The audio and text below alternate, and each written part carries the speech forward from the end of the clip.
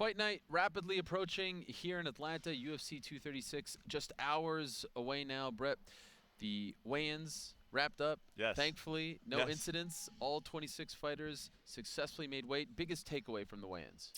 Max Holloway looks good at 155 pounds. You know, you and I sat in Toronto after 231 and asked what should Max Holloway's next move be, and I wanted to see him move up to 155 just because I didn't need to see him cut down to 145 anymore. He's done all that. You know, you can always find good fights for a guy in that division, but there's plenty of good fights for him at 155 too. He looks healthier.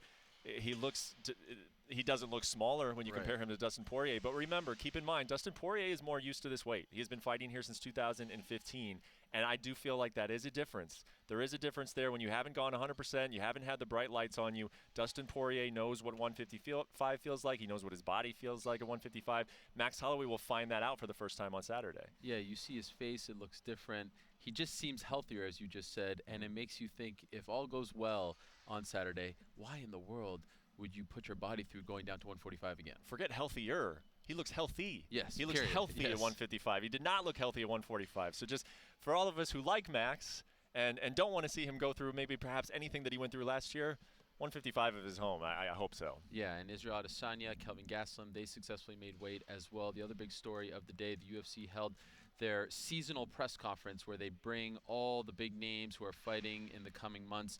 These are always fun. It's fun to see all the characters on the stage. Yes. Unfortunately, John Jones did not show up. He was sick. He is here in Atlanta, but he had to stay back. And also Jorge Masvidal had prior commitments. He did not show up as well. Biggest takeaway from the press conference? Yeah, Ben Askren is fun. Yes. He's always fun. You know, his shot with Dana White with this was it was amazing. One of my favorite photos of the year already. And then, you know, honestly, a question that you had asked Anthony Smith. The guy does not like Luke Rockhold. Yes. I think that we may have recorded a promo for a future Anthony Smith-Luke Rockhold fight. Yeah, a little more on that. When I had Luke Rockhold on my show just a couple of weeks ago, he spoke rather disparagingly of Anthony Smith's performance against John Jones. Smith actually called me and said, I want to fight him next.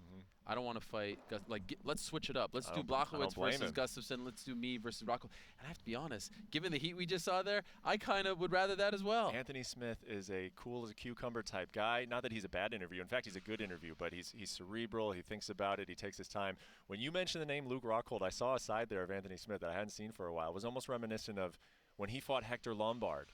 And after the first round, he was looking back over at Hector Lombard saying, do you know who I am now? Do you know who I am now? I guess it was a tough round for Hector Lombard. Kind of felt like that was the same Anthony Smith that we saw today at the mention of Luke Rockhold. Also of note, Dana White talking about the Brock Lesnar Daniel Cormier fight, saying it's no longer a done deal. He hasn't heard from Brock. We've been down this road before with the UFC and Brock Lesnar. Do you believe it?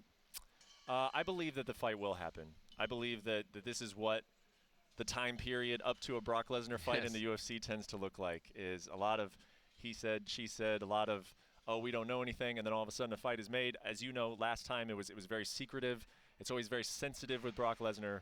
So, yeah, not to discredit anything that Dana's saying, the fight is not done. And with Brock Lesnar, a fight, until it's done, it's not done. Sure. But I'm not writing off seeing DC versus Lesnar. I doubt that DC is writing it off either. I wonder if the UFC saw Brock's performance against Seth Rollins at WrestleMania and they're like, maybe he's not that good anymore. I mean, it was a quick finish from what I heard. Very quick. So maybe how are you going to put that guy in the heavyweight? You know, there's no selling factor anymore, right? Yeah. There's no juice there. I think so. No Brock Lesnar, no DC announcement today. Also of note, UFC has yet to announce one more main event for the coming months.